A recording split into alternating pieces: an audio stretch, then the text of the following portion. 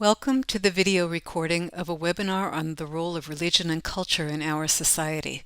This program, held on January 15, 2023, is part of a series on faith and culture in American society presented by Interfaith Communities for Dialogue, or ICD. Board member Judith Shamir opens the program with an introduction to the ICD.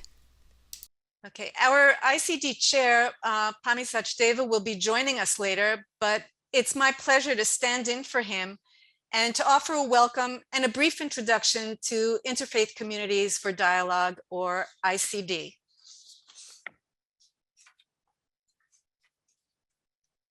ICD is a network of faith-based and associated organizations dedicated to promoting mutual understanding and positive relationships among diverse people in and around Fairfax County through education, engagement, and support. It was founded 18 years ago by representatives of the Christian, Jewish, and Muslim faiths. And as you can see from this slide, the membership now includes 11 organizations representing 6 faiths. We promote inclusiveness, integrity, respect, and trust of all people, and stand in unity with and support of each other. One way that we do this is by conducting dialogues and webinars like this one. ICD started conducting its dialogues virtually when the COVID epidemic made in-person meetings risky. So from October 2020 to March 2022, ICD held a series of 5 virtual workshops on aspects of systemic racism and the effects on people of all races. Today's program is part of another series on faith and culture in American society. 2 additional programs in this series are planned for March and May, and I'll tell you a little more about this later. Now, I would like to introduce Rabbi 𝗣ભහි𝗲𝗀𝗶𝗀𝗀, a member of the ICD board and chair of the work group that planned this session. He will introduce and moderate the program. Thank you, Judith. Thank you very much indeed. And good afternoon, everyone, and welcome to all. Our planning for this program benefited from the hard work of a whole group of people, too many to name individually right now. However, I do want to particularly thank Suzette Reynolds, the Interfaith Coordinator for Community Impact Unit of Fairfax County's Department of Neighborhood and Community Service. Suzette was instrumental in identifying and arranging for our distinguished speaker. First, here is a quick overview of our plan for the next couple of hours. So in a moment, we'll hear from our distinguished speaker, Religion and Culture, and then you're free to submit questions while he's speaking in the chat. And at the conclusion of his talk, we'll ask him to respond to a few of those questions. After that, we'll move into small groups to give everyone a chance to share their own thoughts on this topic. And finally, we'll gather again in one group, perhaps to address some additional questions and comments to Reverend Driskell before he offers some closing remarks. We are indeed fortunate to have Reverend Professor Quardricos Bernard Driskell with us today. He is a pastor, a policy expert and educator, and a federal lobbyist. Professor Driskell is the Vice President of Public Policy and Government Affairs for the Autoimmune Association. He has thrice been awarded the top lobbyist by the National Institute for Lobbying and Ethics, and is recognized as the Hill's top lobbyist in 2022 for his work on veterans' prostate cancer legislation. And as a result of his efforts, he played a significant role in the Veterans Prostate Cancer Treatment and Research Act of 2022, which was signed into law by President Joe Biden. Professor Driskell is also an adjunct professor of legislative affairs at George Washington University Graduate School of Public Policy Political Management, and his lectures on politics of Congress, human sexuality, race, and religion. He is also very widely published. His essays have been published in the Harvard Divinity Bulletin and other noteworthy publications. Reverend Driskell is also the 14th pastor of the historic Beulah Baptist Church in Alexandria. He also served as the assistant pastor of the historic Hunter Street Baptist Church in Atlanta, Georgia. In addition, He was the assistant director of the Memorial Church School, Harvard University. And Professor Driskell is an outspoken advocate for religious liberty, freedom, human rights, and a passionate, supportive voice for marginalized people. And because of his efforts, Reverend Professor was inducted into the 35th Annual Martin Luther King Jr. College of Ministers and Laity at Morehouse College. The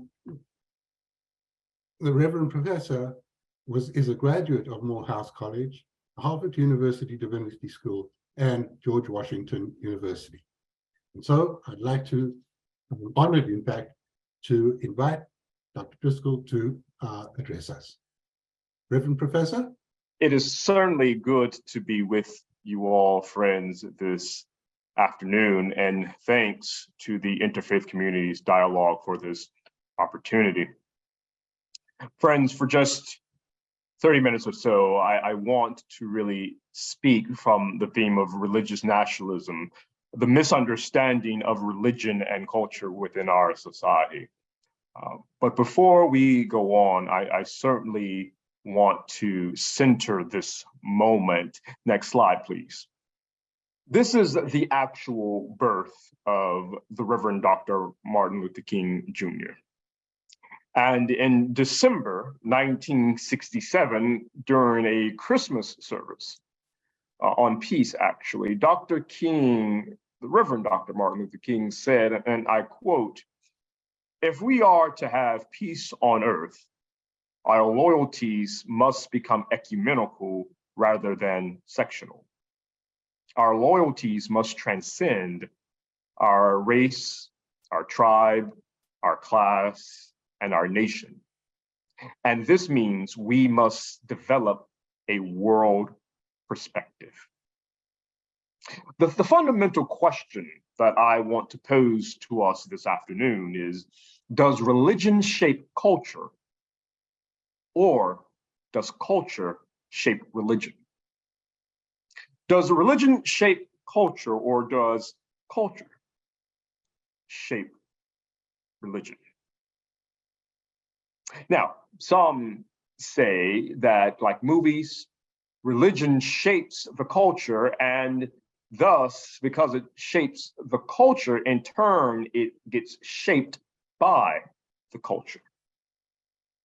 So, now we're going to pause as we think about this question while watching this video, and understanding in watching this video that religion is a social construction. Religion is man-made. It is a social construction, and then it is formed and shaped by culture. The prevalent culture of the day will have a strong influence in shaping the focus, the intent, and the requirements of any given religion. This view is broken, and it places emphasis on man creating God, or man creating the image of God, because religion is socially constructed and thus informed and shaped by its culture. Does religion shape culture, or does culture shape religion? You may play the video.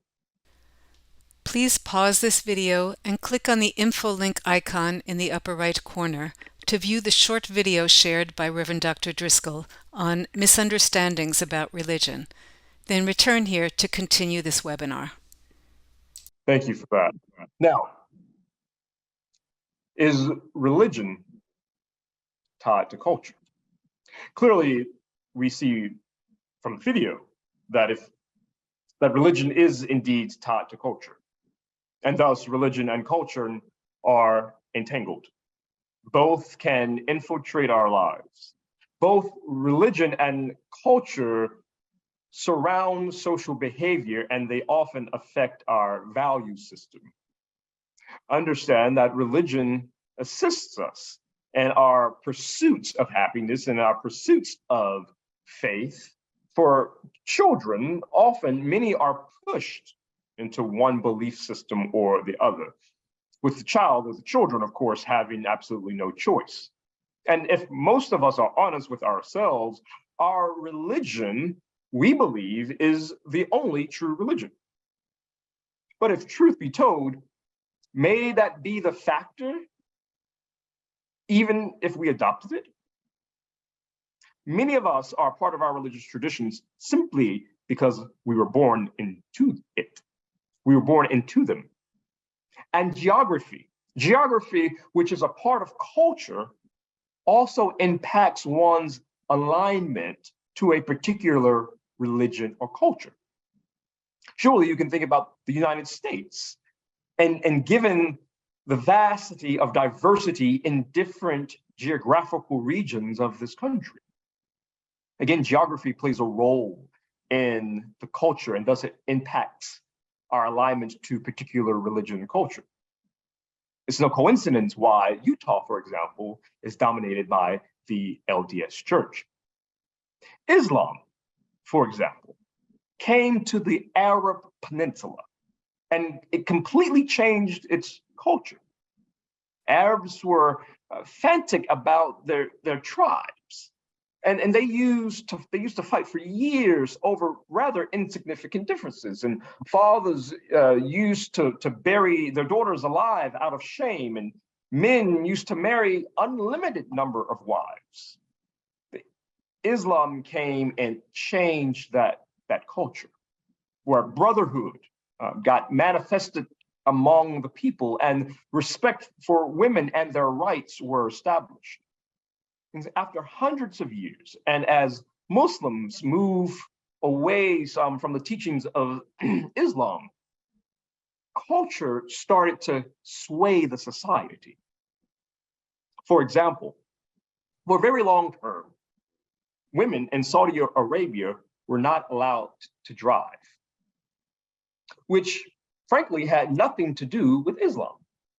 It was simply a Saudi cultural norm, and that is why it got changed. And so, using Reverend Dr. King's quote on a world perspective, a particular religious groups that we often don't hear about. Certainly, we think of the three monotheistic faith traditions: Islam, Judaism, and Christianity. But I'd rather offer as an example, in fact, I think a perfect case study of religion and culture, and that being exhibited in African indigenous religions. You see, it is well known that religion continues to play a central and a vital role in the lives of African people. And I would also include African American people, those who were enslaved here in this country. But the edict by that sage African Guyot, who was the dean of African religious studies, John Mbiti says, and I quote, that Africa is notoriously religious, and which we know still holds true, though I prefer to use the term people. And while officially statistics suggest that African Christians and African Muslims constitute about 80% of the total population, and African indigenous religions constitute about 20%, the statistics we know do not reflect the truth of the African situation. The African religious worldview is primarily indigenous. And although Islam and Christianity continuously respond to its vitality and the strength through their transient approaches, their theologies, and their knowledge systems, but understand that indigenous African religions, their worldview, their rituals, such as rites of passage and other religious performances, are permeated by other religions, cultures, and society in general. So initially, Christian missionaries and the propagators of Islam assumed that indigenous religion would essentially phase out. And while Islam and Christianity would dominate the African religious scene and landscape. And scholarship has proven, tested in theories in the academy, however, that the tenacity of indigenous religion in Africa is evident in all spheres of life. Even the word religion, used in reference to these traditions, is itself problematic for so many Africans because it suggests that religion is separate from other aspects of one's culture and society and environment. Understand, friends, that for Africans, religion is a way of life that can never be separated.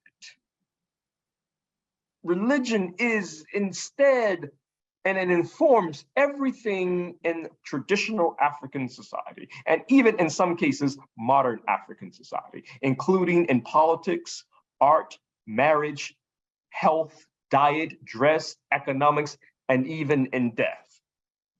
And so despite the plethora of denominations and sects, African religious traditions continue to be viewed as single entities. And our religions are perhaps the least understood facet of African life. Many foreigners who come to Africa become fascinated by the ancestral spirits and spirits in general. Certainly that was my case. As if the mystic of African religions is the only aspect of African spirituality that could hold people's interest. There are several common features of African indigenous religions that suggest the origins and allow African religions to be treated as a single religious tradition, just as Christianity, Islam, for example. Again, quoting John 𝐏𝐫𝐶 divides spirits into two types of spirits: the natural spirits and the human spirits. Each has a life force, but no concrete physical form. Natural spirits, for example, are associated with objects seen in nature, such as the mountain, the suns, the trees, natural forces, the wind, the rain. Human spirits represent people who have died, usually ancestors in the recent or distant past.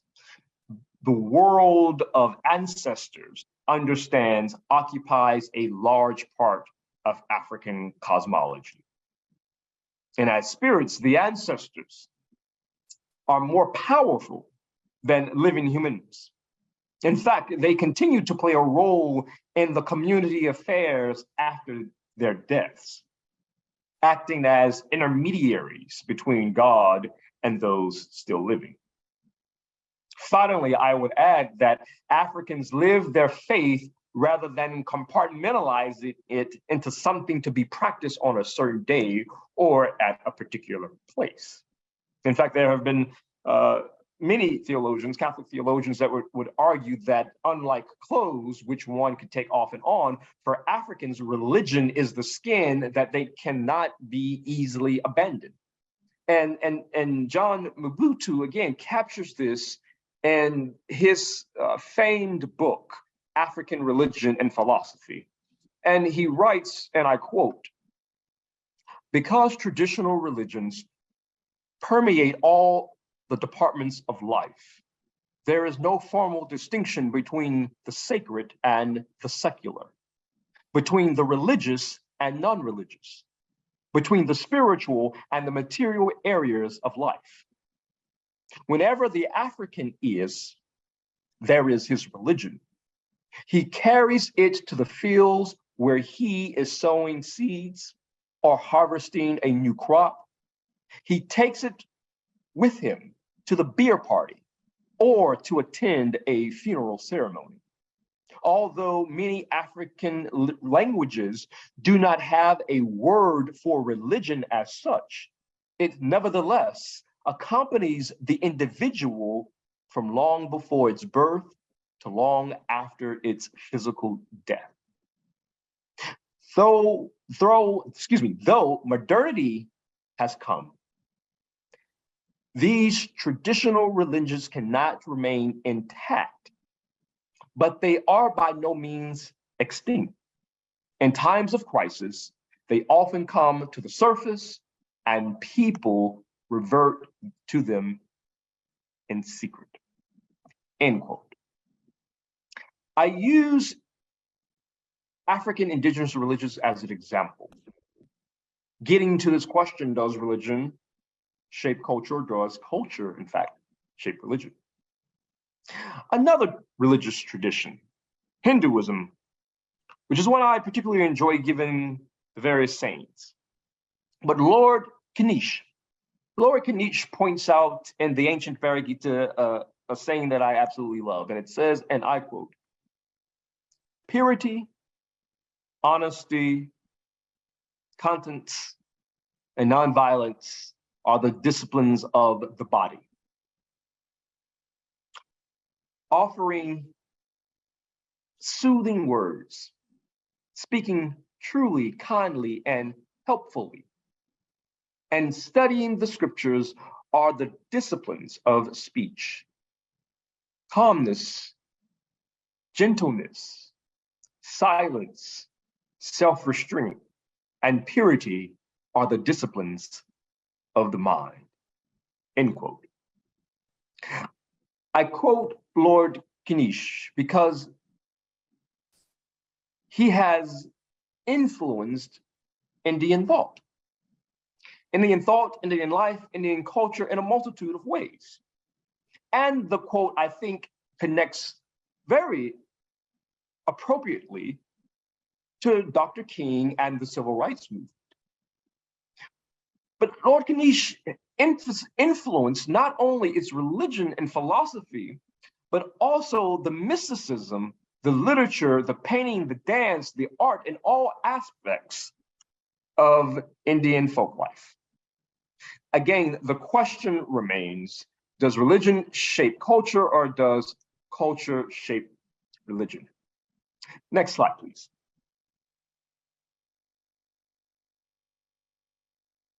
Now, religious nationalism. Religious nationalism, first, we have to understand, is certainly not unique to the United States or to Christianity, but its expression in the U.S. particularly is found in a multitude of ways, expressed in sometimes healthy ways and sometimes not healthy ways of the Christian faith. But understand, friends, that religious nationalism, generally speaking, is the relationship of nationalism to a particular religious belief, dogma, or affiliation. Okay, and there are relationships that can be broken down to better understand religious nationalism, which are two sort of aspects of it. It is the politicalization of religion, and it is the influence of religion on politics. Hope that didn't confuse us too much and terribly. But it breaks down again just the politicalization,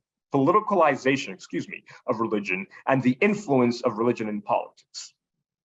And so if you take the former aspect, it is a shared religion that can be seen to contribute to a sense of national identity. Again, in the States, we know that is largely centered on Christianity.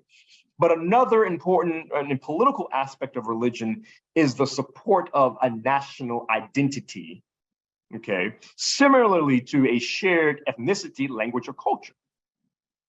So essentially, religious nationalism is this very broad sense that a dominant religion or dogma or belief or affiliation can and is politicized and has a keen influence on America. And this is seen through a multitude of ways, particularly as we know how religion influenced politics and then politics influenced religion. And the influence of religion on politics is more ideological. It's where current interpretations of religious ideas inspire political activism or action, or where, for example, laws are passed to foster stricter religious adherence. Here's an example of religious nationalism, culture and a religion. Again, you be the judge here. In 1954, at the height of the Cold War, President Dwight Eisenhower signed a bill that added the words "under God" to the Pledge of Allegiance. The next year, he signed a bill that inscribed "In God We Trust" on our currency. And the reason why President Eisenhower did this was simply because in that particular day, to be a communist was to be atheist, and to be an American was to be Christian, and a person of faith. And so if the Cold War pushed religion into politics, then we know that the Republican Revolution of 1994 pushed religion in some ways into partisan politics, where political history proves to us where Republican leaders that, frankly, the revolution of religion and politics, particularly the more conservative side, started perhaps in the late 1960s, and increasingly Christianity and church going, being associated with patriotism, became synonymous with Republican politics. To all which I have just rendered is an example of religious nationalism. But understand, again, religious nationalism extends well beyond the borders of the US, for there is even Buddhist nationalism, which is primarily prevalent and influenced in countries like Sri Lanka and Myanmar, where Christians and others who are not Buddhist are marginalized and often killed. Understand that religious nationalism can be a danger. A violent mob, that was a violent mob, full of people, frankly, who had refused to believe their presidential candidate lost. And they stormed the nation's capital on a January day full of rage and anger. But this time, it wasn't in Washington, D.C. For on Sunday, January 8th, thousands of supporters of the now former Brazilian president, and forgive my mispronunciation, Jair Bolsonaro, ransacked multiple government buildings, including the Congress and the Supreme Court, and even the presidential palace.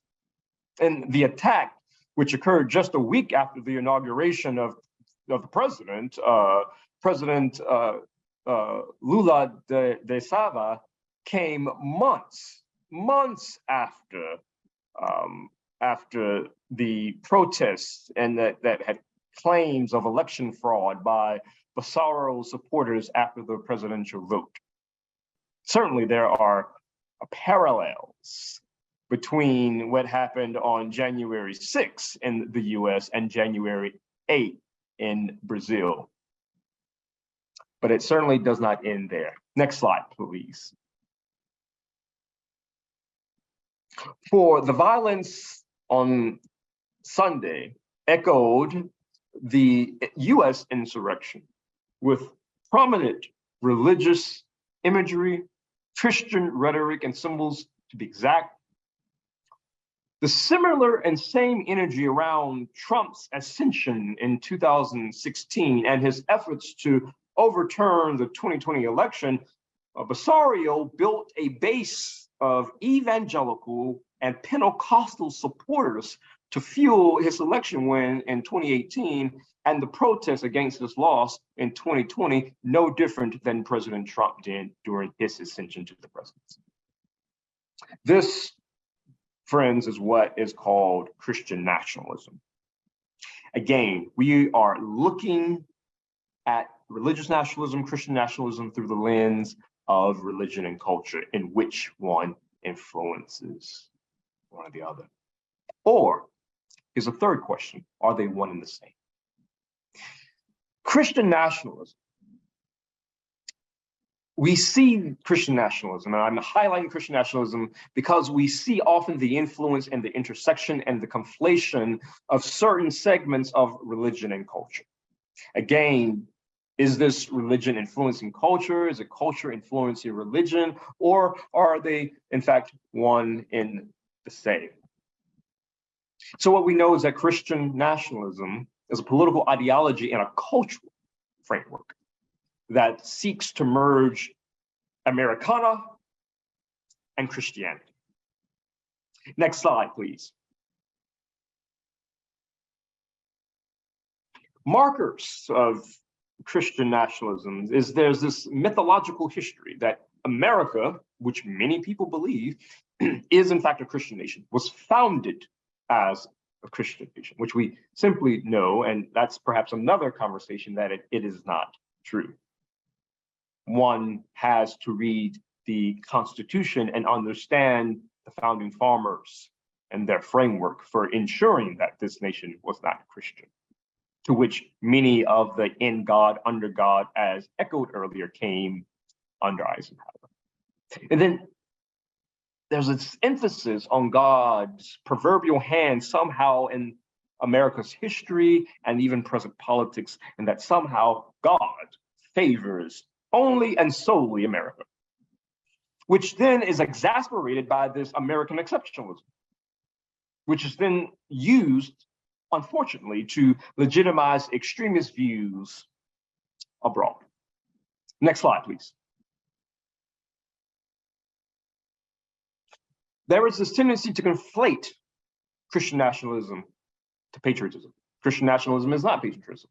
Patriotism, very simply, is a love of country. Nationalism is an allegiance to a country that demands supremacy than all other allegiances, which can include be family, friends, Jesus, social causes, etc. And then you combine that with religious nationalism. It is allegiance to this one particular religion.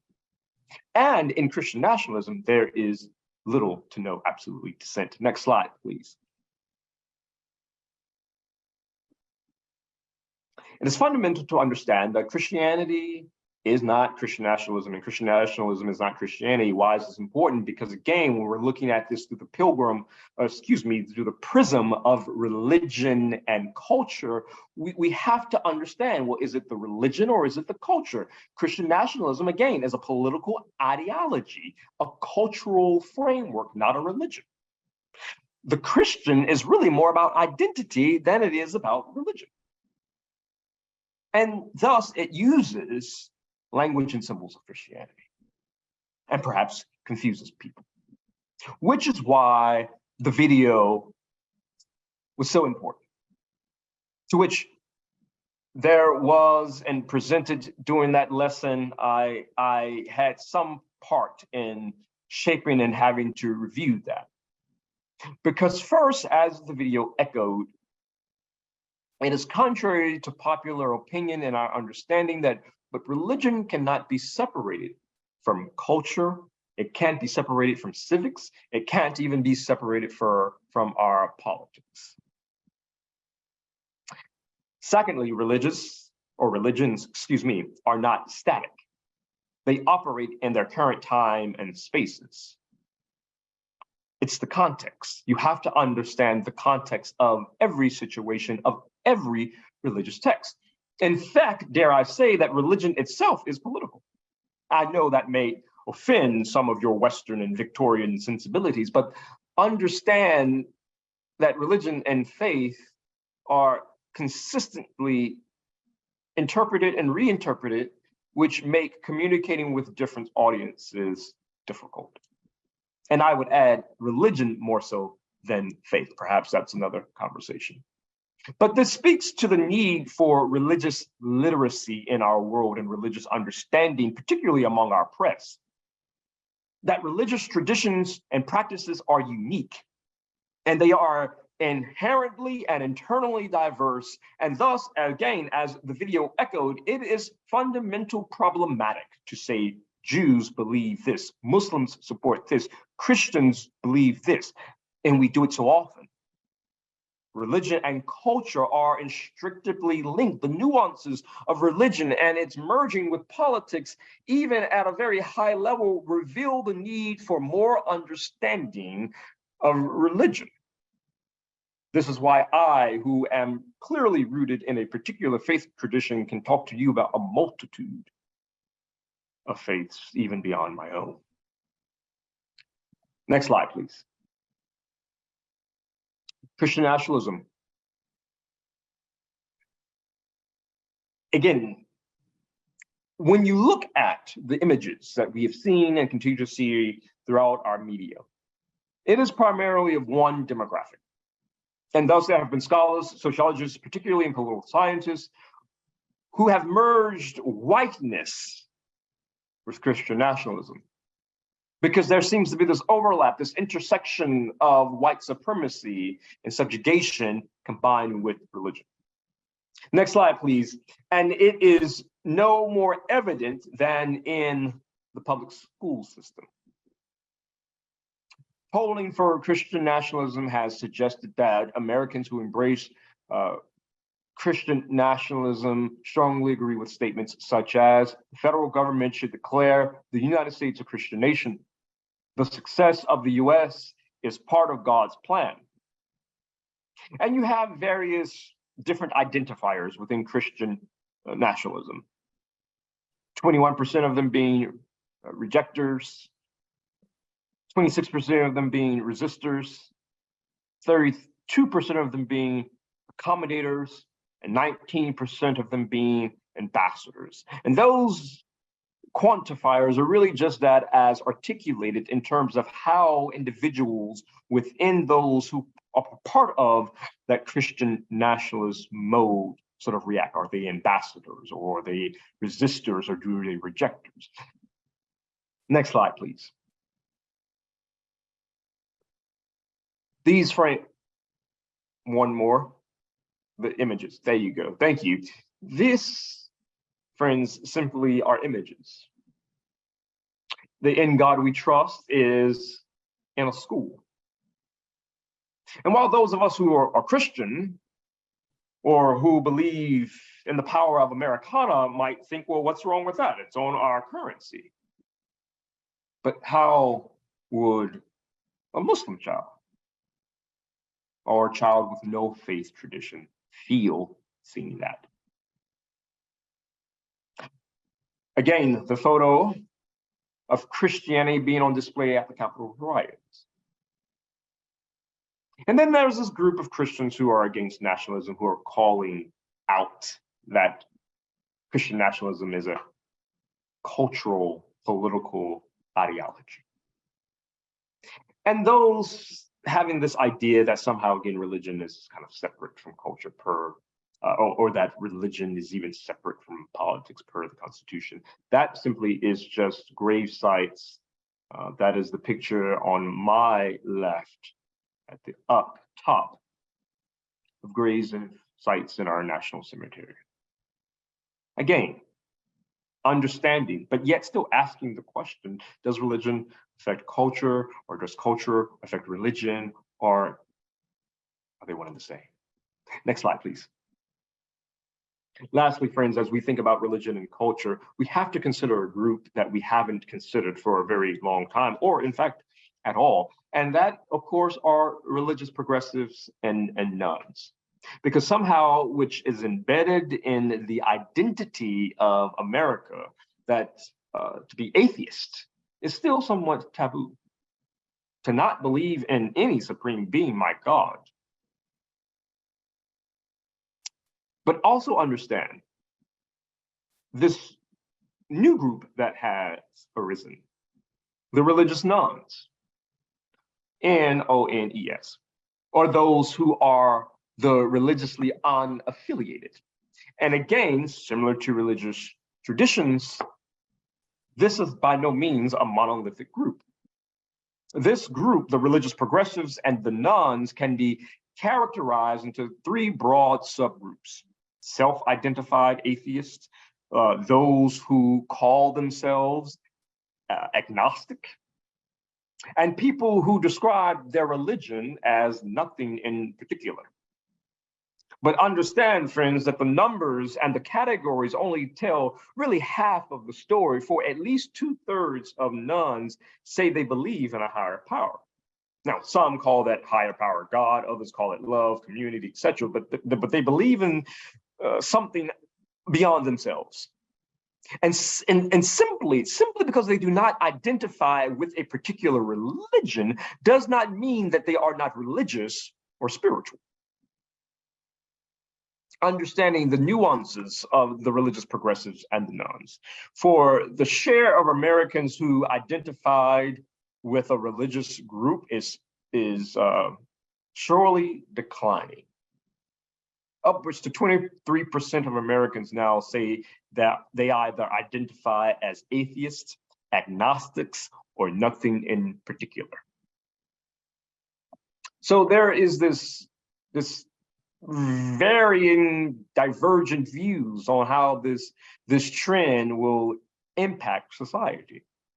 What we certainly do know is church-going attendance is down. People aren't going to any house of worship like they did, and certainly we know that the pandemic exacerbated that. Next slide, please. So again, as we think about religious progressives and nones, once upon a time, this country was 75% Christian. Now it's 63% of the US population, I believe, makes up Christianity. It is often tempting to conflate nones with non-believers, which is simply not the case. And so as such, as we think about all what we've shared and in coupling religious progressives and nones, you hear this term particularly in evangelical circles, that we're fighting a cultural war, right? That there's a cultural war that's taking place. And I think you can very easily replace the word culture with civil. It's been a cold civil war. And the war has been about ideology, which has and is a part of the culture. Next slide, please.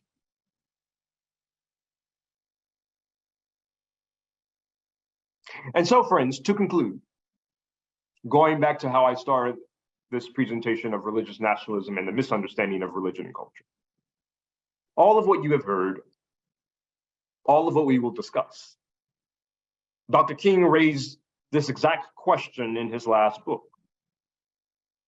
Where do we go from here? Do we go from chaos or community? Thank you.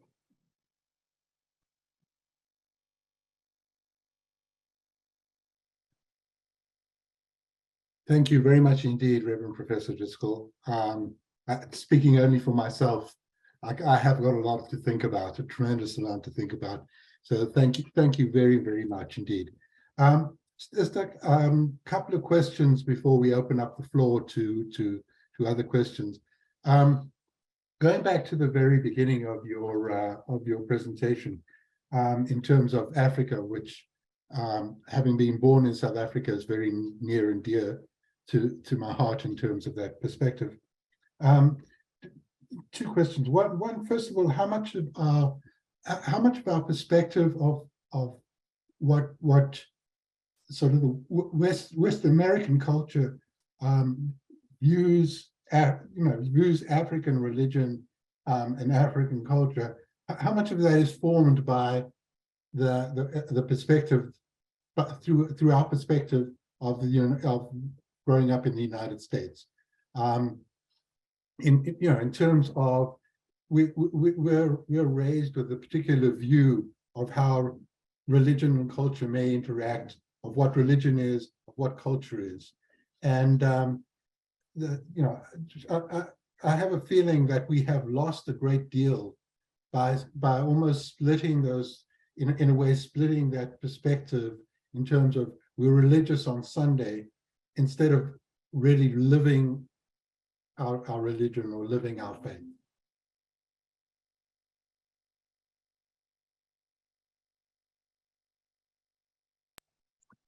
Thank you, Brett, for that question. And I kind of heard two questions there, so I'll kind of tease out as much as I can. I think our view of Africa culturally as well as religiously is obviously skewed. I have a unique perspective in the sense that my brother lives part-time in Rwanda, and I've been to the continent several times. I studied abroad, in fact, in South Africa at the University of 𝗣ዀ𝗲𝗶𝘀𝗀. And so I've taken to studying indigenous African traditions and religions. And so I think that our view, frankly, of Africa is antiquated. And that antiquation is based off of colonization, right? It is that we somehow think that Africans are still living with lions, tigers, and bears. And then that their religion, and particularly African indigenous religions, is somehow demon possessed. As somehow this is evil, this is wrong, because this is not what often Western, often Christian, or even other monotheistic cultures believe, and we don't understand this. And what's with the spirit, these spirit realms and this astral, we just, in the West, our minds really don't understand ancestral spirits. So our visions and understanding, perhaps, of Africa, generally speaking, even within regard to culture, is fundamentally flawed and wrong in many respects. And again, I think to your kind of second question there, you know, religion and culture is just so integrated into all aspects of our world. 80% of the world is religious. Few of us actually understand religion. When I got to Harvard, the dean of the Harvard Divinity School simply said this: one who does not understand multiple religions does not understand their own.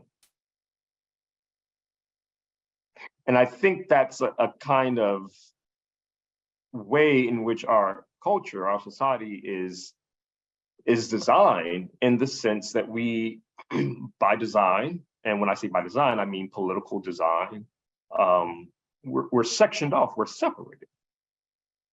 And we don't have an opportunity to learn with each other and from one another, knowing that there are some fundamental differences in our religious traditions, but there are also some similarities. All religions are not the same. And again, as the video said, there are some nuances internally, but because of the way, by political design and the way in which our culture helps shape some of our understanding, we don't take the opportunity to cross borders to understand other religious traditions. And of course, that can be translated in terms of race, culture, human sexuality, gender, etc. I'll end there.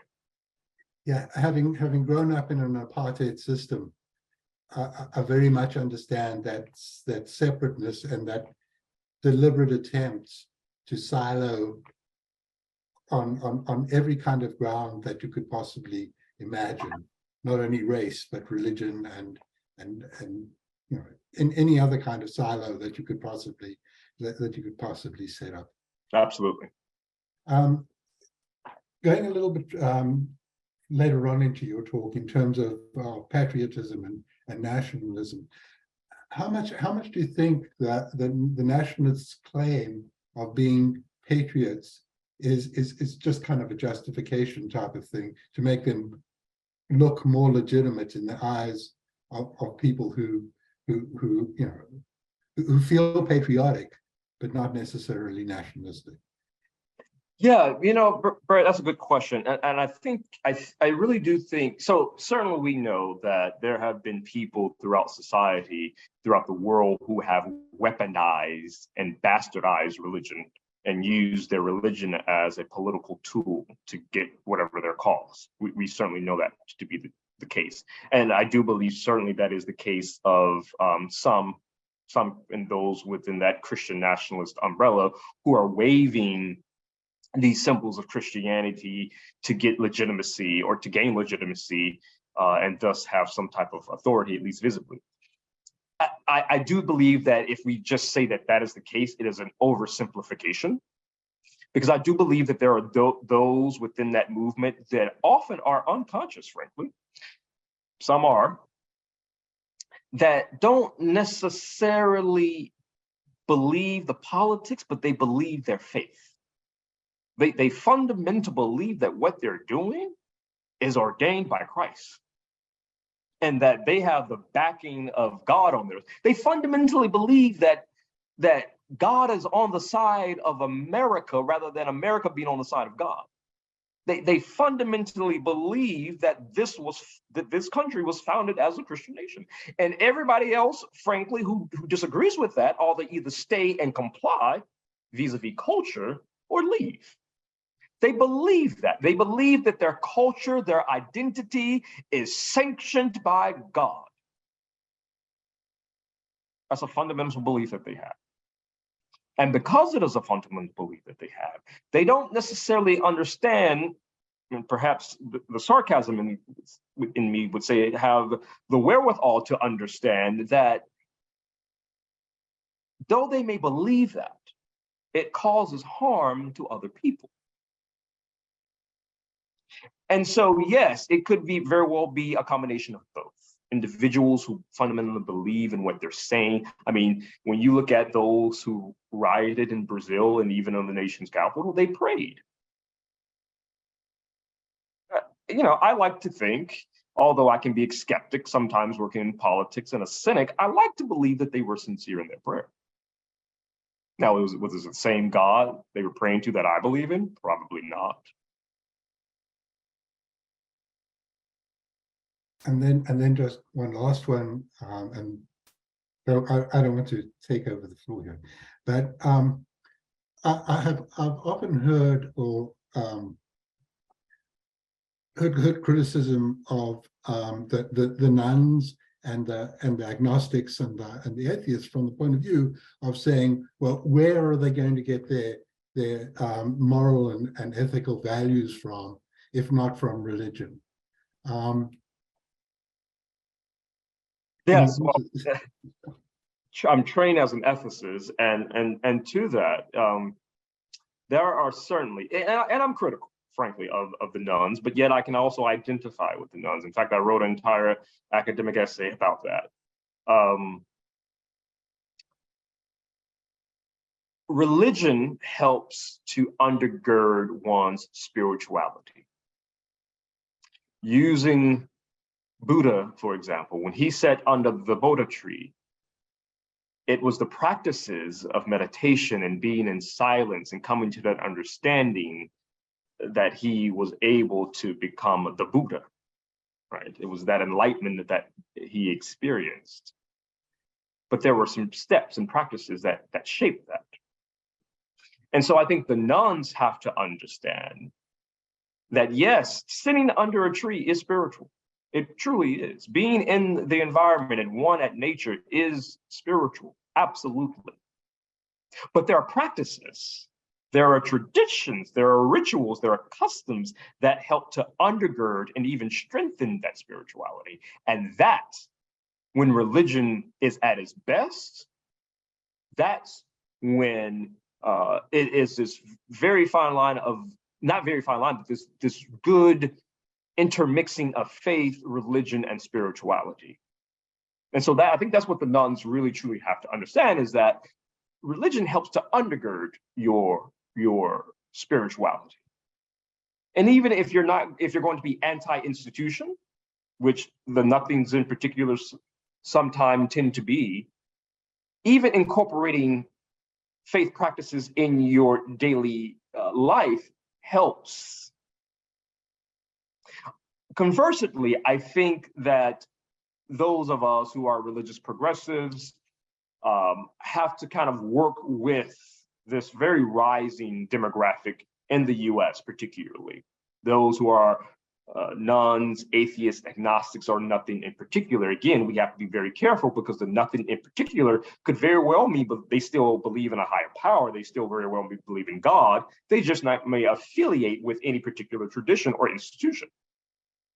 But I do believe that we have to sort of work comprehensively together this is my personal and professional opinion, to combat some of the extremism that we are seeing in our world, some of the anti-Semitism that we are seeing in our world. So we have to work with this group that, while they may not necessarily believe in a God, our causes and our interests are the same, and there is some supreme being or faith that is undergirding, or even just good cause and goodwill to our atheist brothers and sisters that are supporting that, and we can be allied in working together to, again, fight some of the isms and the injustices in our world. Thank you so much. Judith, are there any questions in the chat? We had one and we got a second question just now, but my suggestion is that we go ahead and move into the breakout groups, and I'm going to hang on to those two questions for when we get back together. And there could be other things coming up before we get back together. So why don't we give everyone a chance to get into those rooms and have some good discussions among themselves. So if I could get that slide just to give you some directions on how we're going to manage the breakout groups. We have some simple rules for active listening and engagement. They include keeping your mind open to other perspectives, accepting others for where they are in the moment, exhibiting curiosity, enjoy the discovery of new ideas, and always speak with sincerity. And of course, keep your comments brief to allow the opportunity for everyone to participate. And so we're hoping that everyone in all of these groups will have a chance to share some thoughts about this. So the questions that we're going to be asking the group to address include: what new insights did you gain from this wonderful presentation? How does the diversity within the faiths affect the interplay between faith and cultural norms in our society? In what ways can faith help us to influence the dominant culture, working toward a more equitable and fair society? And in what ways do those whose values are not based in any form of religion, as we noted, influence the broader culture? So those are some big questions to address. And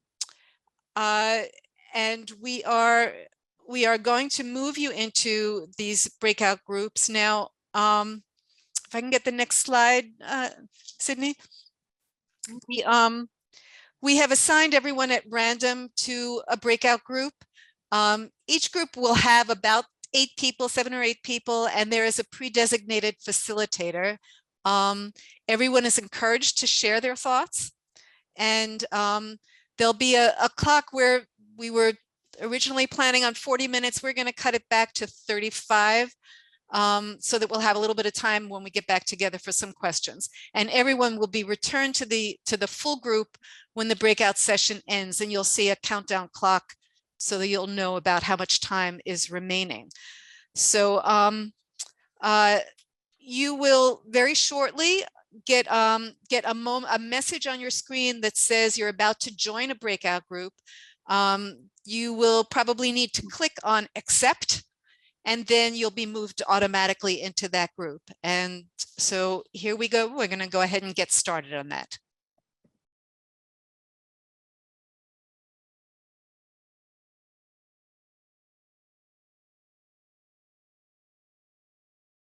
Well, again, this has been a pleasure, certainly. My only thought, concluding thought, is again to, I think, begin or end where I begin, which is the Reverend Dr. Martin Luther King Jr., who in fact said that we must learn to live together as brothers and sisters, and I would add others, or we will perish together as fools.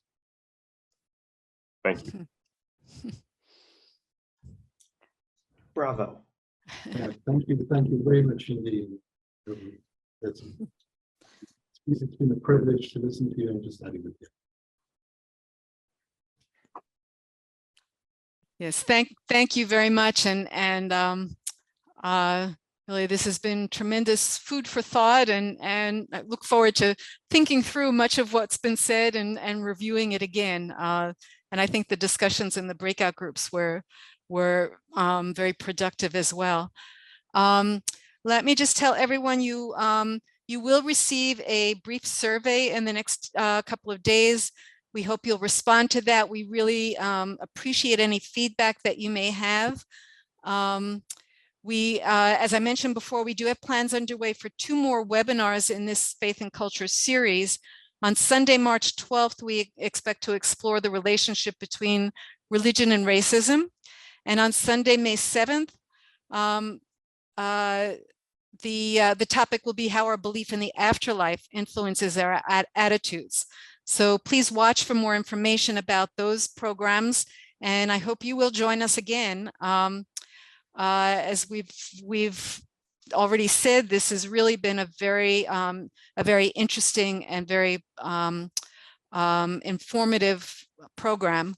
I think we all really learned a lot, and hopefully are walking away with a new sense of awareness and understanding. And so I particularly want to thank our esteemed speaker, Reverend Driskell, for enhancing that understanding. And on behalf of ICD, I want to express our thanks, and I know that our chair, 𝐏𝐫𝐞𝐬𝐞𝐧𝐭𝐞𝐝, joined us again, but I've been standing in for him. I'm not sure if he wants to add something, but certainly we, as a group, ICD wants to thank Rabbi 𝗣ዀ𝗲𝗹𝗶𝘀𝗀 for leading all of this, and everyone who helped develop the program, and to all the volunteers who facilitated the breakout groups, and absolutely to all of you who participated. That's what makes these discussions really good, is the participation of the many attendees. So thank you again, and have a great evening. And Pammy, if you can unmute yourself, thank you. I think the only thanks which are still pending are thanks to you, Judith. My pleasure. You've been leading this effort with the working group, and the team has been excellent. And of course, we want to thank Reverend Driskell again. Without the excellent thoughts that he presented, we could not have had the breakout groups that went very well, I think. And we hope to continue to interact with him and others. So thank you all very much. To view other workshop videos in this series, click on the playlist button below. To subscribe to our channel and receive notifications of new videos, click on the subscribe button below.